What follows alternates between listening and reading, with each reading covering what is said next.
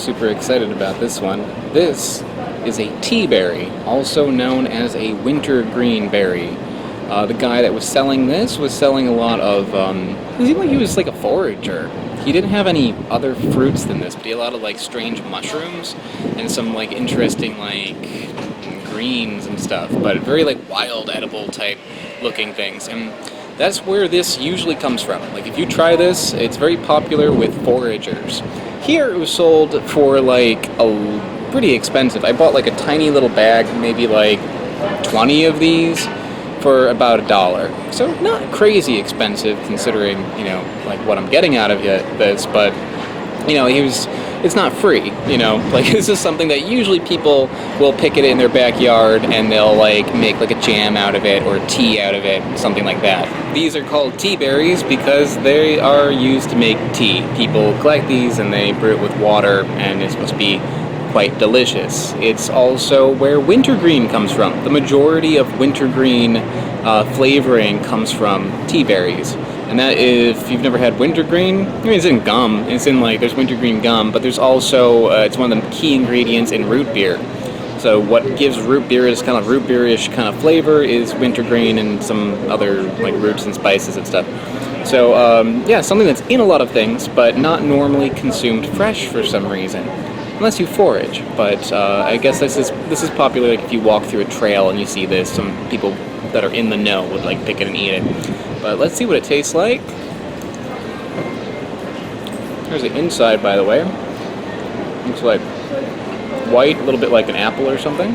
Yeah, it does have a very strong wintergreen flavor to it, but it also has some other little flavors in there. A little bit like hawthorn, which if you don't remember, that's kind of like a mild apple, kind of. Maybe like a little bit like jujube. But another thing that this tastes like, that it really reminds me of, that's very unexpected, it tastes like wax lips. It's like that candy. I don't even know if they make that anymore. It has a slight waxy flavor to it. And I think now that I'm eating this, I think those wax lips were wintergreen flavored. I never pieced it together when I was a child. I just thought it was like wax. The fact that these have like a little waxy kind of flavor to it makes it even more like that. But yeah, wax lips, that's what I'm going to go with. But, you know, if you want to do it a little bit more sophisticated, it tastes like a little bit like wintergreen, you know, a little minty, root beerish, and a little bit like hawthorn. But all in all, pretty good. I think this would be really good to make a tea out of. You know, like especially if you like root beer, if you like minty teas, this would be really great as like an herbal tea. Or I know people make jam out of it as well. It sounds a little weird, but honestly, I could use that. Sure. I know people put like mint kind of like jam on like meat, so maybe this would be good on meat. Or to be used as more of like a savory kind of jam. Like you make jam out of this with like some onions or something. And have it more like that way with some like strong cheese. That'd be really good. I think there's like some like really good potential in these things. But yeah, unfortunately difficult to find unless you know how to forage. Or you live in Montreal and can find someone who did the foraging for you and then will sell it to you.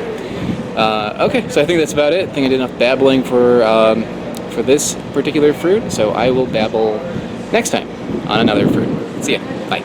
There's going to be a preview at the end of this video, so don't go anywhere. I just want to give a big shout out to all of the mega contributors over on Patreon. Dr. Torgman, AltPod, and the channel Smarter Every Day. Patreon is how this channel happens, so if you want to find out more about how you can contribute and help this channel grow, do click on the link in the description below, or the one that's floating around me right now. I also have t-shirts for sale. This is the latest one, the Mandrake Root shirt, which is available on my website, also in the description below. This is not a huge channel. I'm trying to make it big. Leaving a comment, or liking, subscribing, sharing, anything you can do, guys, does help me out quite a lot. So thank you so much for watching, and I will see you next time.